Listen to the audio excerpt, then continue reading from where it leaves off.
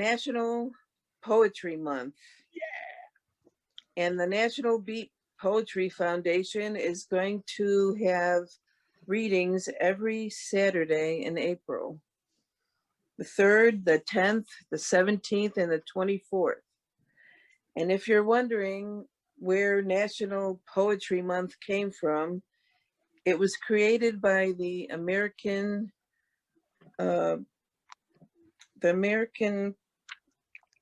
Academy of American Poets in 1996. So it's celebrating 25 years this year. And the first up, we're going to have Andy Clausen. He was the New York State Beat Poet Laureate 2020 to 2022. Go ahead, Andy.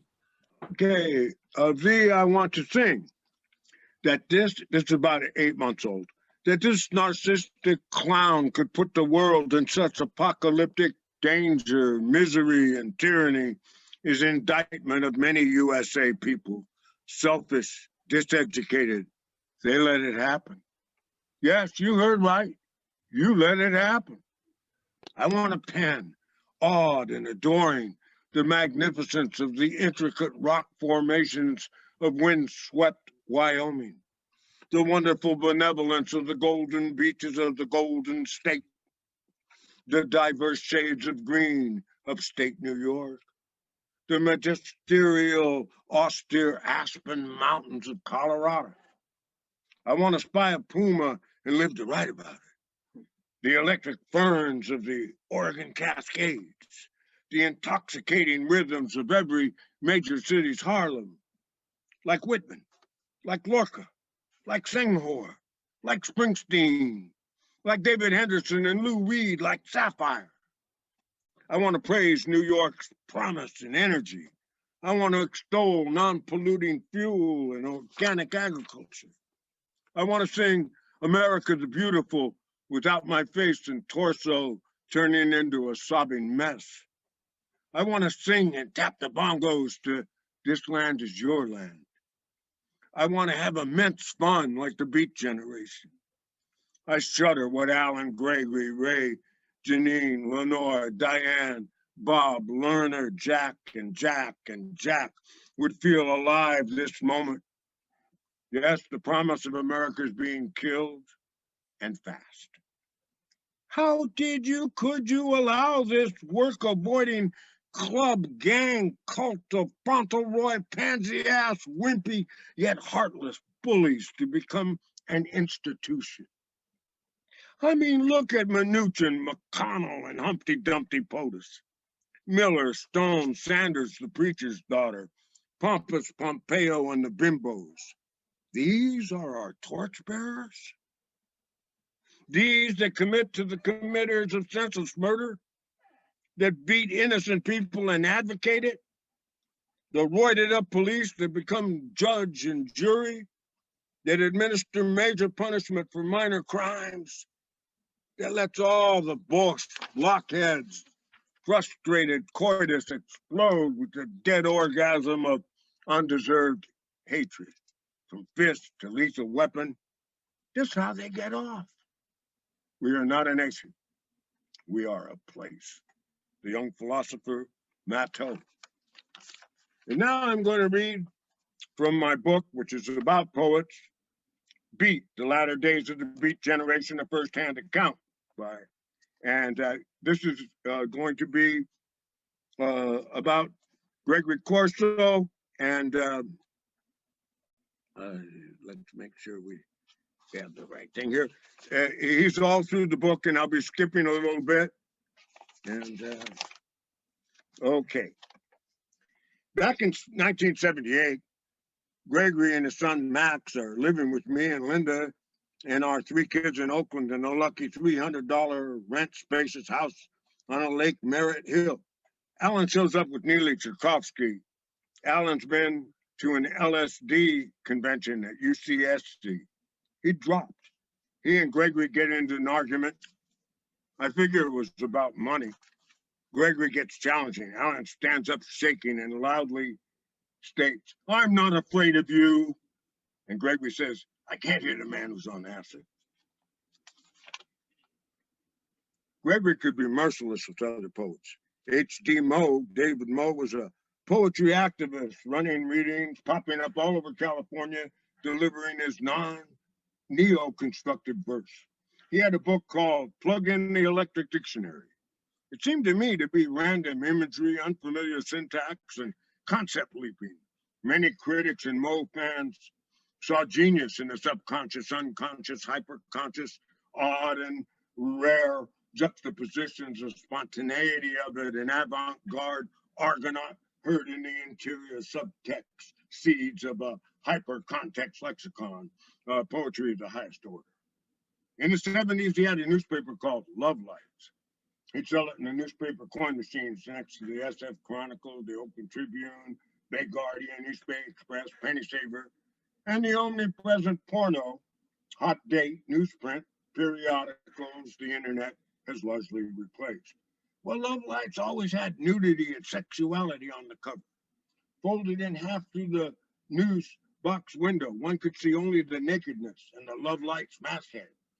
In the lower unseen half, maybe a TV set or toaster would cover the genitals. The bottom half informed one, lo and behold, inside it was all boho Bay Area poetry and illustrations. He'd sell maybe 4,000 an issue. A lot of paper racks sustained damage. One evening, a group of us, Corso included, headed for a gala event. I'm pretty sure Alan was reading. We were warming up. I believe Gregory's confidant and translator, George Cubani, was there. 8 or 9 of us in a well-appointed apartment near Civic Center with real plaster walls, well-done OGs, oak floor, large paisley pillows, sturdy wooden chairs, and plush sinking couches and a Chesterfield from the days of the Maltese Falcon. Out the crack for air kitchen window, one could hear the big bassoon boats and oboe tugs, big notes expanding, shaking the potato fog as Carl Malden's 400-horse interceptor engine roars, hopping an asphalt mogul and the eye-pulse-iced crisp blue drinkability of the Ham's beer sign. Hear the tom-toms from the land of sky blue waters. Ham's the beer refreshing. Ham's beer. And the Chinese sounds like Mozart mixed Slavic proverbs as new money staggers into dark limos and Spanglish and Calexico blasts from boombox sidewalks dancing and wall-shaking lowriders with the street side boo wafting. And David Moe wants us to stop our attempts at humor and parsing of the day's news and listen to his new poem. He stands and delivers. I can only approximate, and I'm trying to do him justice, but it was something like vast vasectomy, pungent, pregnant bungalow, Saki, Elvis Sargon 2, electric kitty, penal, orangutan rain, over under where moon celery, platonic plutonium Aquinas, virtual illusion, foot drop, neoplatonic platoons, harmonica convergence, ingrown hypothalamus, bladder Satan. There are maybe 8 of us in the room. Obviously, David had wanted to make sure Gregory Corso really had a chance to appreciate his voice. Corso blurts out, "The worst! Bank robbing is noble compared to that. That is the worst! The worst I've ever heard." David, crestfallen, whispers a stunned, "Oh." And Gregory, the merciless, turns to us all. "See, even his O is weak-willed." Corso often said, a poet who can't hear his poetry sucks is not a poet. Makes sense to me. If you have something to say and put in the effort to be confident with the tools of your trade or fancy, then if someone tells you it sucks, it should be like water on a rock, like spit in the ocean. Anyway, this episode didn't deter Max from publishing and promoting his work till the day he left. All artists to accomplish must rise above the praise and criticism of their friends, their enemies, the money, the ones they admire, even the ones they love, and especially mothers who wanted them to be a doctor or a lawyer and to have a large family. One must be ever vigilant of the appraisal of one's parents. Gregory asked me before our big Corso returns to San Fran and North Beach high school auditorium poetry event, which Linda and I were promoting. Gregory said, don't call it a reading, use event. You know, it's stuff. What if they don't like your poetry tomorrow? The critics, the publisher, the real smart ones will be there. What if they say you don't have it? I answered, well, will I still have a job on Monday? I'll still be able to go to work, right? He smiled. I think sometimes I even surprised him. When I picked him up at an Oakland International, he had the clothes he was wearing, a rumpled, once expensive suit coat, white shoes with no socks, seersucker slacks. I think he had a shirt. His year-and-a-half-old son, Max Orphe, a box of Pampers, a banana, and a suitcase that rattled with one book, Louis Beretti. He said it was the first book he read when he was a teen who went to prison. I read it, a page turner about a kid who rises from Little Italy to the mafia and beyond to a noble tale of two cities type ending in 3 letters. The old beat suitcase rattled. He didn't even have any copies of his books. There might have been a small notebook. Yes, sometimes I surprised Gregory, such as after a star-studded reading in NYC, Alan got Gregory and me into the $100 after party. Gregory called me aside, informing me where we were, to wit, with the elite. Do you know what we are? This is it. I said, this? This ain't shit. At first he appeared incredulous as he repeated, this ain't shit. Then a smile, a head tilt, and he had to laugh. We went for the champagne and petite fours.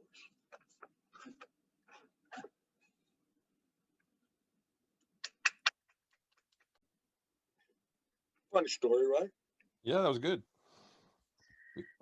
Next up, we have George Wallace, and he was the first National Beat Poet Laureate ever, not only in the United States, but in the whole world, actually. And that happened in 2015 to 2016. Go ahead, George. All right, thanks. Thanks, Tim. Got 3 poems for you today. Great to see you all.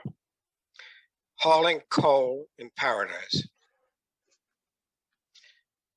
This is written in the voice of a coal miner from West Virginia. You demanded it of us. You shaped our tongues to it. To work it. This is our language. We know no other. Being obedient, hardworking, and patriotic, you laid it on us with jingles and charms. Threatened, denied, cajoled, you and your agents, your Pinkertons, you hooked us with it, you pulled us in, you caged us, you delivered us wholesale, you filled our nostrils with it like exotic spices, like exotic prey. And for all that, not much of a price for us per head, but indoctrinated, ready to serve. We the expendable, we the necessary, to make the machinery go. We the many, like so much fuel for the fire. Kanawha Valley and Allegheny Hill, under the green Irish Sea, deep along the snaky roar, or in vast upper Silesian fields. Soft as peat or hard as anthracite, clothed in wool or animal furs, this rosary of sweat and bone, this meager coin, this material religion and black cloud rising. We the servants and the submissive backbone of a nation, we the consumed and the damned, it was to us like a book of common prayer. The machine beckoned and we came running. The electricity generated and the engines ran and the bellowing soot and we running too until we coughed to a halt at end of day. Used up another day of mortal toil. Exhausted, set aside, we, the living, drunk deep of the bitter concoction, we, the living, ruined with alcohol and coke fumes, madnesses and perils of work. Resistance, useless. Resentment, a punishable offense. A ramshackle existence, turn off the hall light, keep your mouth shut. Maybe the cops will stop kicking down the door. And above all, the rain in autumn. We licked our wounds, we laid up in our beds, we looked out at the stars, dumb, honest, loyal, human animals, wondering, our Father who art in heaven above all other gods, brilliant and remote, and us made in your image, why have you ignored our plight? Why have you abandoned us to this, the wounded in paradise, while you go about in your Aztec helicopter, your Vishnu airplane, while you go about in your Celtic shades, your Yahweh penthouse of steel and glass. And we among the cobblestones on a Saturday night, babbling with blood, semen, false promises, poor compensation, we who are now in the way and never really cooperative enough to suit management, we still talking this gutter language, we whose backs have bent to breaking. You accuse us of failing you. This is our inheritance. This our life's pay. This shallow breathing. Nothing to show for it. Broke, homeless, run off, run away. Blame us. You who offered temptation and then snatched it from our hands. Blame us. You who held common reward for decent service at arm's length and stole it away. The mine was all, and now the mine's done. And earth with its suffering, bilious breath opens up its stinking mouth to swallow us whole, and the seas rise as if there is something they could reclaim, and the howl of the hurricane, and the desiccated plain, and the ruined river valley, and the wooded hillside exploding in flame, and the sheets of rain battering the Gulf Coast pavement, the purple mountains collapsing into ash pits, and the dead and the dying mounting up. No answers, no answers. It was all we were told to do. It was all we knew, and now it will all go away. The rust of oil cans set aside, the black lungs of women, men of true service cast aside. We who once upon a time hauled coal in paradise.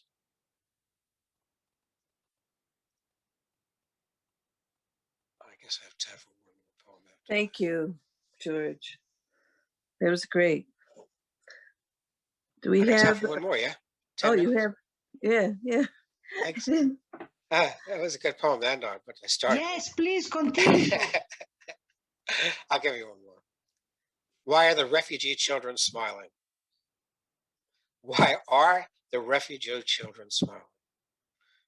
The children you cage behind bars and walls and razor wire, they're not afraid of you. In fact, they're smiling. In every refugee camp, in every detention center that you try to hold them in, even as you count them captive, even as you punish them for your own sins, even as you parade them before cameras and lash them with the tongues of your ministers of hate, they see through your weaknesses. They see through your fears. They see through your crudeness and cruelty and the futility of your old world scapegoat ideologies. In fact, they see through your walls. What do they see? They see a future without you in it. And that's why the refugee children are smiling. Thank you. Way to go, George. Way to go, George. Thank you, George. Okay, so now we have Carlo Parcelli. He was the State of Maryland Beat Poet Laureate from 2017 to 2019. Yeah. Okay. Go ahead, Carlo. Can you hear me? Yes, whenever you're ready. All right. Happy to be here. Just gonna do one thing, a revised version of a poem I performed several times recently. It's called Jonathan Swift's Letter to His Friend Alexander Pope upon Lady Montague's rejection of the latter's protestations of love. Now that Celia has undergone your overture and burst forth in mortifying laughter and maligned your tiny twisted stature, you, sir, only see her charms, but fit for pasture. I, for one, do not condemn your course, for as friendship be bound, Catholic or no, seek a divorce. For such as you, who is no king to court upon his station, is to court, for such as you, who is no king, to court above his station, is to court disaster. Our surgeons now detect no symbol of indelible evil struck in such a defect as yours, as one who famed by guile and murder rose to the English throne, and who Bill Shakespeare gave a home. But bitterness do bloom in lonely neglect, for long nights without loving brood or prospect of marriage bed, where the medical arts confer no cures, so with savage longing and past all hope, you anoint the world with the holy spittle of the raging misanthrope. When was it, with true affection in my arms, last engulfed your hump, my soddy blood quickened by Harvey's pump? Then the ladies entered, and half again, by fond direction, rushed the torrent from heart to sump. What wit accepted in man's balls does churn? The trick was to fathom what Our Lady yearns. In this, you have sorely missed the mark, for a true essay would sum your prospects stark. Brilliant, sparkling poetry utterly pales, I fear, when up against the handsome grenadier, as straight and dull as a rail, and guileless beauty and a charming wit spurns poetry's perfect puppetry of it. Thou hast railed and racked against the offense received, do the bony bosom upon your back, and since you cannot prove a lover, you determine to act the other. For to permit herself such a spontaneous laugh is no less to loose amusement upon your epitaph. Such a display shows, for her part, her true mind cares little for your heart. Still so oddly cruel that you should make the leap by a gesture of love and affection from courtier to creep. Women tend to their own imperfections and oft not entertain anomalies about nature's onerous selections. They dream of living forever by constant labors, hope to confound that very day, like a Newton or Leibniz, who find numbers timeless appeal in deflecting the mind and body from what is real. Or Locke and Berkeley, who reckon beauty still when what is perceived and what is not, a product of the individual will. The world by emblems and logos reveal, by what they mock, as Our Lady's powder hides her pock. Or in such as you, Pope, a lock of hair, the cosmetic powers of cosmos, worthy of our philosophes' escapes. The lady, as she grooms, schemes upon Arachne's loom, better avoid the hackneyed and cliched that beauty always fades. Yet in her dowage, her acid wit, with spite and spurn, home more fit, and the world and your crumpled self split half of it. Since it is not mere power or a throne you seek, and though regaled with charm and wit, your goal of love is a mere ghost of departed quantities, spent by fate beyond conspiracy to manipulate. Nor can you upon the cruelty accorded your hump, before the keen eyes of men, presto attest such beauty a frump, any more than I can bask in my success ransacking her dressing room, surveying her toilet, and lampooning her rump. For did not my Stefan cry, "Oh, Celia, Celia, Celia shits," to which the lady answered short, "I'm glad you'll write, and you'll furnish paper when I shite." That be a woman one must contend, to the dearest, bitterest, most arduous end. The lady, as she grooms, schemes upon Arachne's loom, yet I pretend by this singular unkindness, for all to see her highness has japed herself into infamy. The lady cannot so easily learn to span your Alp, as a colonial so instructed by greed apply a bounty to the native right of taking a scalp, what makes for heretical and sloppy redress indeed, and as in contest between the sexes, each are wrong as error vexes. And such greater be yours, what proper account of that sack of conjoined flesh and bone upon your back, what parasite whose burden clouds your every thought until you cry out loud.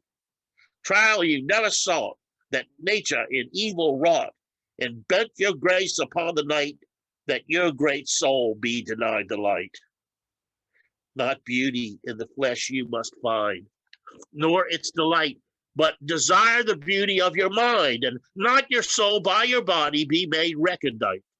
While her soft fragrant breasts wean the future's mortal flesh, realize that her whole kind by you is vexed, by your camel's hump, as your mound of flesh and bone by the years doth wax, as useless and arcane as a pharaoh's artifacts.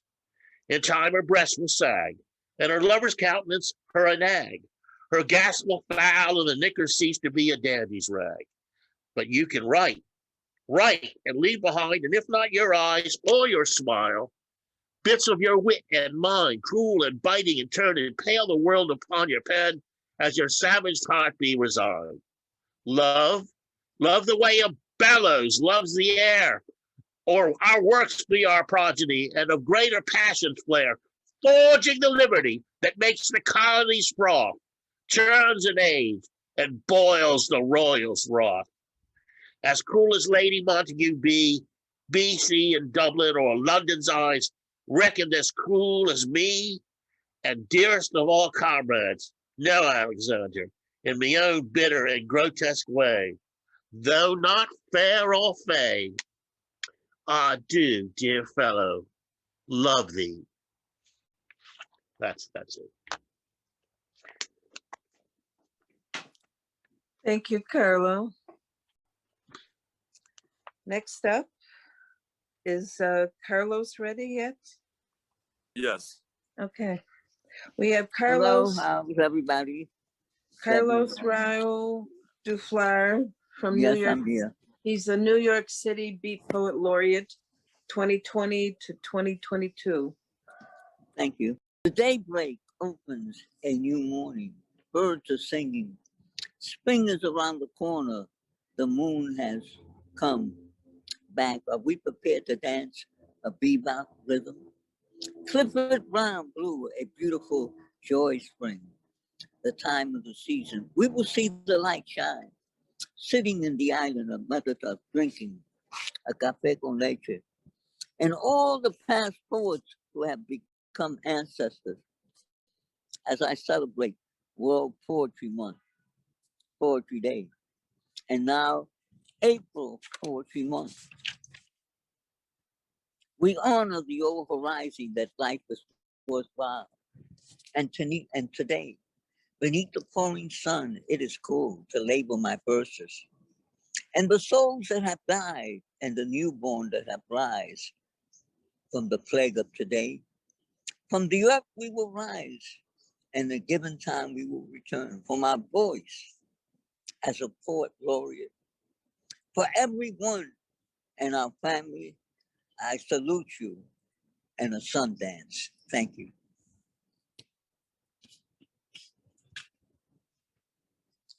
Thank you, Carlos. Thank you. Okay, so next up, we have Thom Woodruff. He's the Texas Beat Poet Laureate 2020-2022. Before all readings and performances, the names of traditional owners of the lands beneath us now are shared. If in Melbourne by Birrayong Yarra Yarra, the home of the Kulin Nation, Wurruwong language group tribes include the Boonwurrung, Torgorong, Djadjagarong, and Wathaurong. It's also the traditional home of the Wurundjeri tribe, acknowledging them with respect tonight, when at a ceremony for the honoring of Native American remains at present under the University of Texas buildings, those present honored with sage and dancing the 6 directions. Traditional owners of this land on which the Alamo now sits want the remains of their ancestors honored. When being blessed by the waters of Barton Springs, the names of the tribes of the area were mentioned at Barton Springs University: Cherokee, Choctaw, Chickasaw, Kickapoo, Shawnee. Salado honors their Tonkawa, Hill Country Comanche. Stories of arrowheads in creek beds remind us of those who were here long before we entered this dream zone. And those memories will be invoked today every time we begin another poetry reading. We must ask, what would the moon do? All the angels, archangels, astrologers, and astronauts gathered to see what the future might be, to flash forward collective destinies, to see if free will might resurrect and reincarnate in a time of collective PTSD. Science fiction authors decide to abandon dystopic themes. Engineers and architects design new houses of dreams. To recast cities as villages, rural, country, and western. Singers praise the Zen of now. Imagineers brought Walt Disney back from mammoth cryogenic ice packs, and the Arctic started to heal again once it learned that people start to feel connection. With the new ice age and climate reversal strategies, initiated first by the Indigo Children, supplemented by Malala, Greta, and every young and old environmental crusader. Healing is happening. Calmness, serenity, harmony returning. We are learning what the moon you will allow to sing in space within our time and to share the world with all sources of light beings and to shine. But I miss us. I miss the touch of your speech and response, the willingness to converse, the dialogue of animated spirits. Voice is the choice of our species as we engage each other voluntarily. Radio was a human medium. It encouraged conversation and community. It challenged and affirmed simultaneously. It speaks with disability and actually listens to everybody. It empowered all silent into speech. It is every community radio within your reach. It's rarely a platform to preach, as it exposes the powerful as weak, because they will not allow us equality. It has been a long year, and I truly miss us. We adapted and lost touch. Virtual food for thought is thin soup. We have only this one visual Zoom channel for all of us today.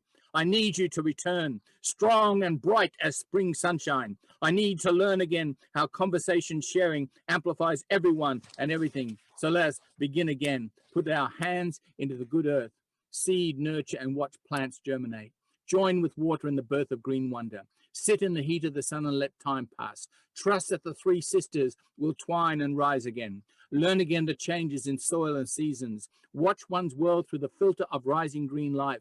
Invest in organic foods and the beauty of flowers and weeds to absorb that sunshine, vitamin D, to lift one's moods with the presence of all living foods and flowers, share the probiotics of outdoor exercise, enjoy self-care and calmness of adding to plant growth, and to commune in conversation with other living gardeners. We only have this one green earth Gaia in common. Dig it, baby, dig it, dig it. One body, one earth.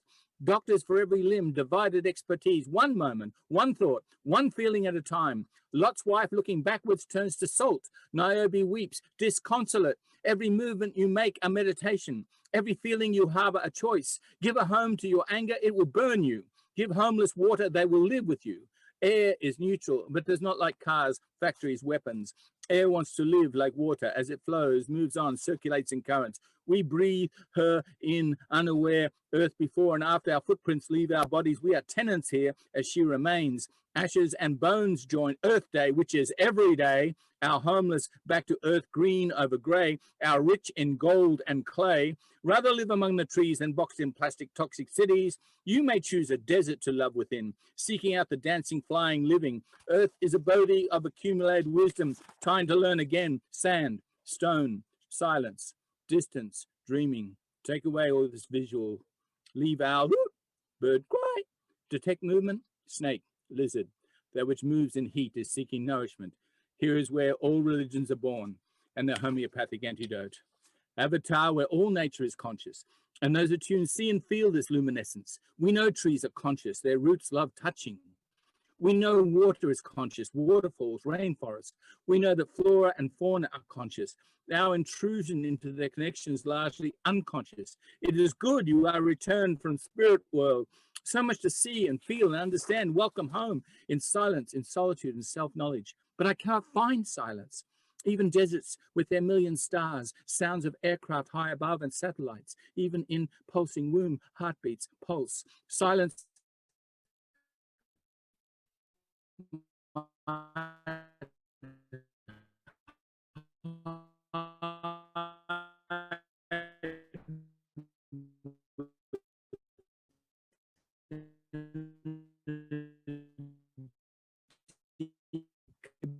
Here, we are social, crippled by involuntary solitude and force, but this is not Zen. And freedom for us is a social being and becoming, transforming. As for self-knowledge, which knowledge? Our shells and skins fall from us again. Our past and future lives forgotten. Here we are, stranded on this island moment this afternoon, without even a dose of rescue remedy to heal the angst of lacking silence, solitude, and self-knowledge. As soon as you walk outside your door, you change, worlds change, all the worlds come out to greet you. Here comes Buddha meditating again. Here's the Dalai Lama. Just by being who they really are, our worlds grow deeper. Sign on the bus says further, but you have to move so the worlds can change their colors. Blood red, sky blue, black death, pink health. Transformations happen when you mix the alchemy of what's happened before with the folklore of this moment. Futures open in this moment, doorways, pathways, labyrinths, your eyes absorb. Your nostrils smell the incense. You're fully present in every moment. You are a pilgrim. I'm no snowflake. My fingerprints are on record. My DNA can now be cloned. My name is used by many others. My family is a collective situation. My ancestors' unchained melodies. You may not know them nor I. We cling to the thin skin of continuity, community, and swing between the jungle cities and each village well. There is no collective we subscribe to. We continue anonymous and unique. You seek names and gold and titles. We seek the hidden waters of the spring, the cave of unknowing, and the blanket of dark star night. This gift of breath, antidote to death, this connection with all the webwork world, matrix of connections, the way each wind lifts leaves and plants to flowering, spring green and wild feral, spring rain, erratic sunshine, we're all root source connected like trees. We shelter each other. Like weeds, we proliferate wildly. Before and after us, this earth brown garden green, wild colors of sunlight dapple still life portraits moving in the breeze. We are moving with the wind and trees, bird and beast and flowers, dreaming free. I am the lone liberal in the room, the only Quaker in the KKK. Thanks for listening. Chryssa is a lifetime Beat Poet Laureate from Greece, and that happened in 2019. And she was also the first international Beat Poet Laureate in 2017 to 2018. Okay, Chryssa. First of all, I feel very honored here with you, and very shy in front of you because you are great poets.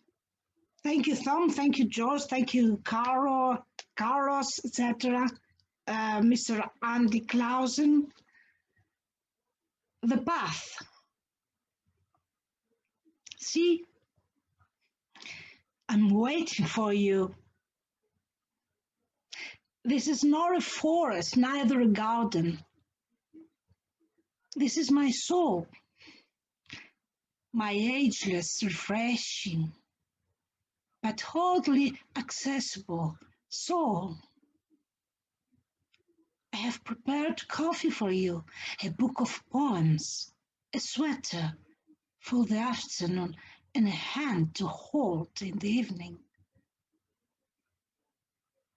I'm waiting for you a long time. I know you want to come, but it seems you lost your way. Come on. Do not despair. Do not worry. Sooner or later, all roads are leading here.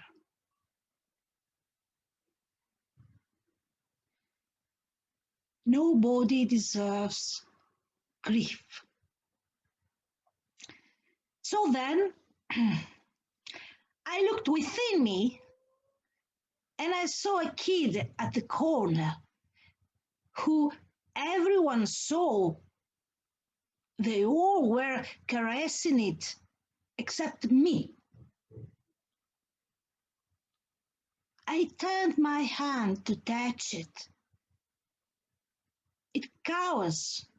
It cringes away from me, looking at me as if I'm someone else. I promise you to change.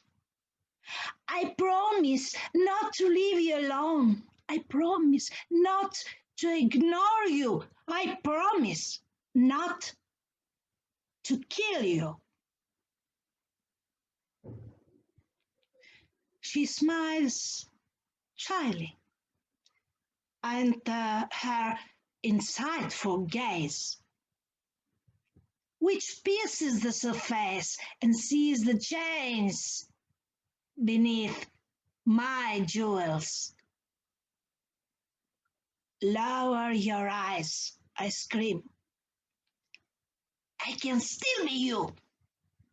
I can still wish to live. I can still ride the glorious deer of life. I'm mirroring into her bitter reflection. I see scars. I see wounds. Let me hug you.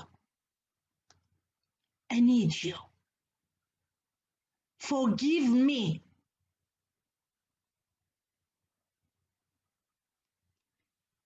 Emotional quantum mechanics. On my way, the operator refused to fly.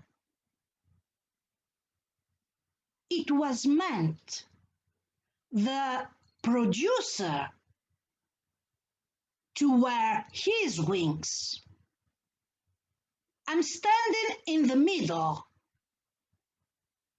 searching for the unknown X, like a paradoxical differential equation which persists in high probability of the improbable.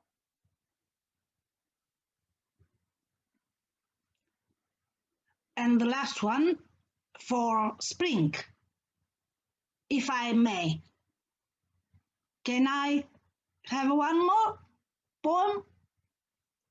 Thank you. Green. Foliage of evergreen woods, colorful creatures, amid the silvery green garment of the olive trees, smelling winged scarabs, tenants of the restless plane trees' green palms, buzzing flocks of bulimic May-bugs are drunken by piercing and sucking honey from the mellow green figs. Lime skinny praying mantises larking to perpetuate their monstrous kind, devouring mercilessly their mate stallion. Immediately after the satisfaction of their basic instinct.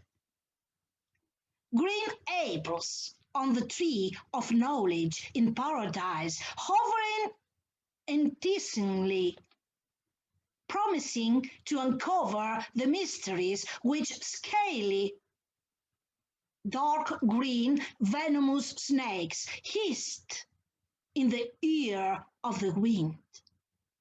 All the fresh greenery, all the oaks were the palace of million insects, where ethereal dragonflies with greenish elegant body are flapping around shortly before scintillating fireflies overshadow them in the dusk. Slender reeds springing through the boggy eutropic plankton, the unintended killer of the emerald fishes in the river delta. Startled olive green lizards freaking as dead leaves are crashing beneath our old shoes, which are reluctant to wander. A green sea in fertile orgasm, tempting us to wallow, innocent, naked, and inflamed, as new Adam and Eve on the soft grass among wildflowers. Hand in hand, and born again in the green spring, watching the feast of the seabed on your brown and green eyes. Periwinkles of strongly vital hopes grow unruly in the cheeky jungle of the futile passion. Suddenly, a mandatory wilting, a plausible like deforestation, a drought in a yellow, emotions harvest, dunes of chaff from the cut ears of grain, waiting to be burned in the red flames of oblivion, ash and embers, sultry smoke and suffocation, accompanying the rapid collapse of the spring's color scene. Thank you. Thank you, Chryssa.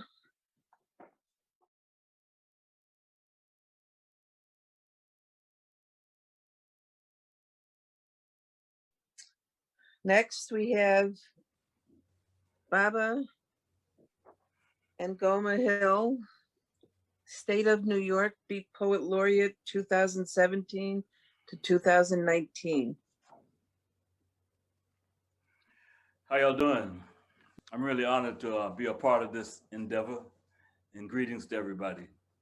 So since it's like the Easter weekend, I thought I'd start with this poem. Soon I will be done with the troubles of the world, the troubles of the world, the troubles of the world. Soon I will be done with the troubles of the world, going home to see my God, going home to see my God. Soon I will be done. Jesus wept. These teabaggers, so-called believers in the Christ myth, piously sing, oh, how they love Jesus. Would they invite him to the table because he was homeless, deny him a job, seeing brown was the color of the skin he was in, had long hair and chased money changers out of temples, deemed an outlaw, profiled as Palestinian because he came from Galilee and lived amongst the poor? Would they break bread and wash his feet, find him a clean robe, some food to eat, or leave him in the street? Would he be tear gassed and locked up because he protested against war? Would they be angry that they had free will and a right to choose, and that they had no one but themselves to blame if they win or lose? Would they understand he'd take a stand with the oppressed against the strong? Could they live doing what's just and good, choosing right from wrong, not expecting heavenly rewards? Could they believe and practice the idea that all creatures should be free? Would believe when I tell them Easter is a pagan holiday? Would they believe when I tell them anyway? Tell me, what would it take before they can see he wasn't sent here to be hanging from a tree? He wasn't sent here to be hanging from a tree. Where the troubles of the world. Yeah. Anybody else one? Give me a second. I'm on my phone here. How y'all doing? Everybody's good? Yeah, here we go.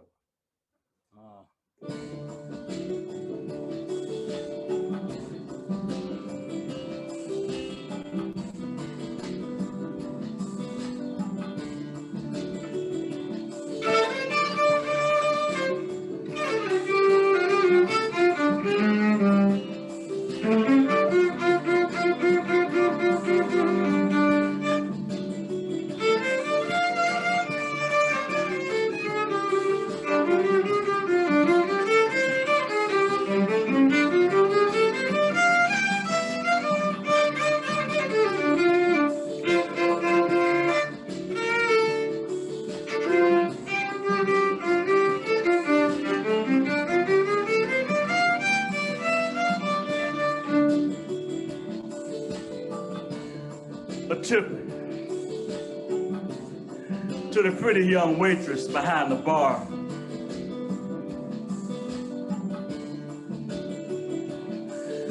Don't get drunk and pass out in a room full of frat boys. They'll think you're a slut and they were entitled. Because they're jocks, wanna be rock stars, privileged assholes. You'll find yourself butt-ass naked in the morning with your panties dangling from the bedpost. They'll say you weren't date raped, you just decided to give it away. If you threaten to tell, they'll think it's swell for the frat's reputation. They took pictures of the whole thing, it could go viral by high noon. Your mom will want to know why you didn't follow her advice and keep your dress down and your knees together. Your shrink will be happy getting paid to straighten out your head. When you look into the mirror, you'll wish that you were dead. The doctor may not have anything for that itch you acquired. They'll try to make you think it was your fault. It wasn't. I repeat, they'll try to make you think it was your fault. It wasn't. Blame it on the alcohol. Truth be told, blame it on the cowboy culture we live in. Blame it on rednecks in red states. Blame it on the legacy of the dysfunctional family called America with an itchy trigger finger mentality and a death grip on your sanity. Just realize the fact that in today's society, you got to watch your back. It can be dangerous out here. And this tip is far more valuable than the loose change and lint in my pocket. I'm sorry you can't spend it. I'm short on cash, but you'll appreciate it in the morning.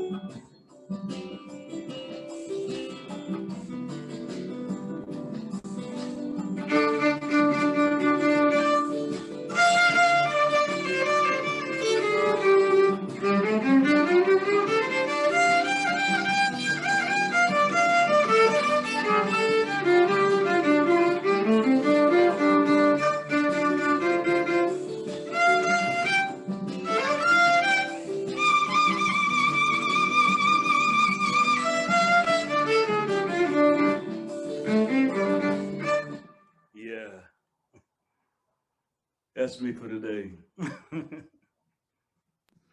Thank you so much. Thank you for having me. Next up, we have James Paul Wagner. He is the U.S. National Beat Poet Laureate 2020 to 2021, and he's from Long Island, New York. I have to go after Ngoma. How am I going to follow that? I don't have, the props or the music or, the talent. But so I'm going to have to cheat a little bit. I'm going to actually have to ask if Chryssa would be willing to help me. Because this time last year, I came out with what I call a mosaic collection of poetry, which basically, it came from writer's block. I was having trouble finishing my own poem, so I had verses. I put one on Facebook and asked people to write a poem with me. And then a whole bunch of people responded, then I responded, and I responded. Would it be okay if Chryssa is willing, if she helps me in reading the one that she helped write with me? Chryssa, would you read the poem that you wrote with me from this? I could actually link it in the chat. Yes, I don't have the book, I think. I Don't don't worry, have, I'll link it in the chat. You can help me. okay. Yeah, hold on.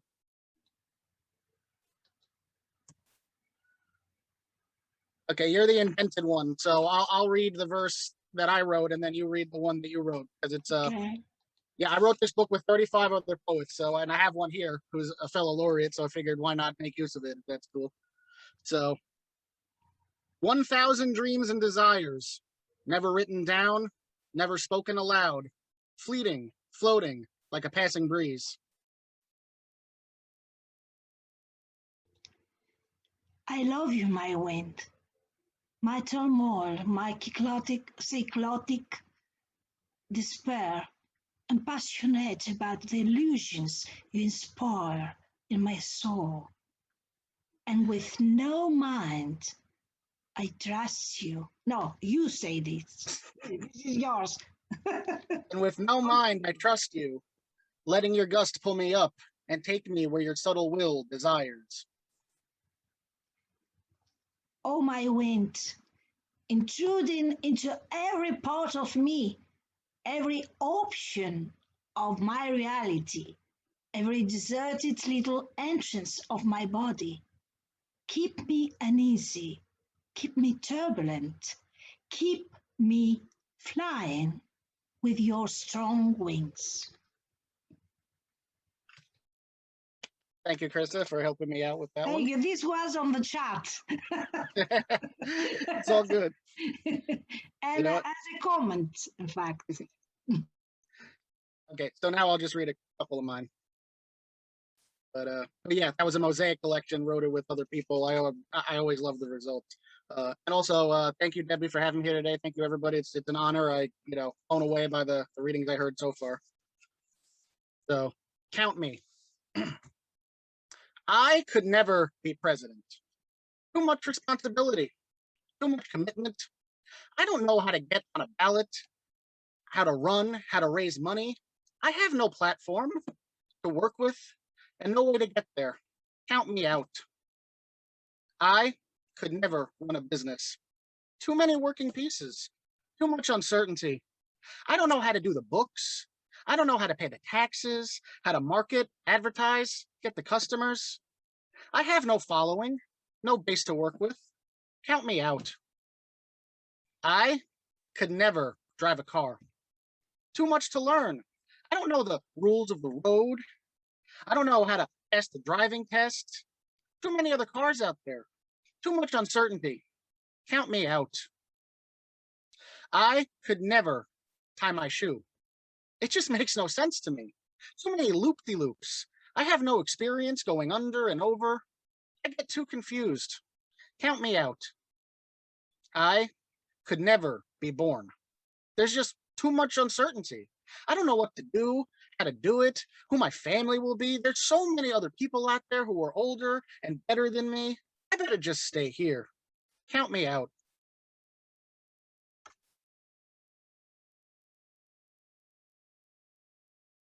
And one more for me today. Everyday alchemy. Alchemy, noun. The medieval forerunner of chemistry, based on the supposed transformation of matter, it was concerned particularly with attempts to convert base metals into gold or to find a universal elixir. To turn lead into gold, a power that countless have sought throughout the ages. Many of the smartest minds in history had tried their hand at this craft, yet hundreds of years of research and the conclusions of modern chemistry have taught us that science is a pseudoscience. Alchemy doesn't exist. And yet my mind and eyes have never fully received that memo because I see alchemy every day. I see it in my cup of coffee when I think of the magic of the change that these beans go through with just a little hot water. I see it in the kitchen with every amazing meal cooked. I see it in the morning paper, a mere combination of ink and parchment that now conveys untold information through abstract lettering that we can actually comprehend. I see alchemy perform masterfully through the kids at the lemonade stand, taking literally the life gives you lemons quotes and turning it into pocket money that will buy things and enhance their summer vacations, creating experiences and fun times that they will cherish forever. I see alchemy in the classroom, where the teachers turn books and lessons into knowledge. I see it in the roads we take that have cut our long journeys down from days or weeks to minutes or hours. I see it in the inventor, the business owner, the repairman, the plumber, the carpenter. I hear it in the music. I see it on the stage and the television screen and the Zoom call. I look at it in the art gallery, in the museum. I see alchemy, the concept of turning something of little worth into something of great worth in everything I see around me when I really look. Perhaps the scientists and historians who have declared alchemy a dead art have just gotten so used to the magic, so desensitized to the transmutations we perform on a daily basis that they forgot to look just a little bit deeper and appreciate everyday alchemy. Thank you. That's all for me for today. Thank you, James. And thank you, everyone that's performed today. You make this organization what it is. It's a growing force in the world that will not be stopped. We're all going to keep sharing our voices and making a difference in this world. And I'm very proud to be associated with all of you. And next week on the 10th, we're going to have another group of beat poets, and they're going to be reading for National Poetry Month. And I'll be posting that and their names online in the next couple of days. And it's 2:05 p.m. right now, and we're going to end this webinar, and we're going to go to the second link, which is the party. You know, we have to have a party, right? And this is going to be the party where everybody can come in, all the participants, anyone, family, friends, anyone that has gotten the link, and we can just talk to each other and hang out for as long as you want, I guess. So I'm going to give Chryssa and Paul about 5 minutes, 5-10 minutes before we go to the meeting. It's going to be the link to the meeting, and I'll meet you there. Okay. Debbie, you will Yes. open the meeting? I will. Okay. So I'm going to leave here now, and I'll see you in a little bit. Okay, I stop the recording. Okay. Thank you, everyone. Are you all set up for the meeting?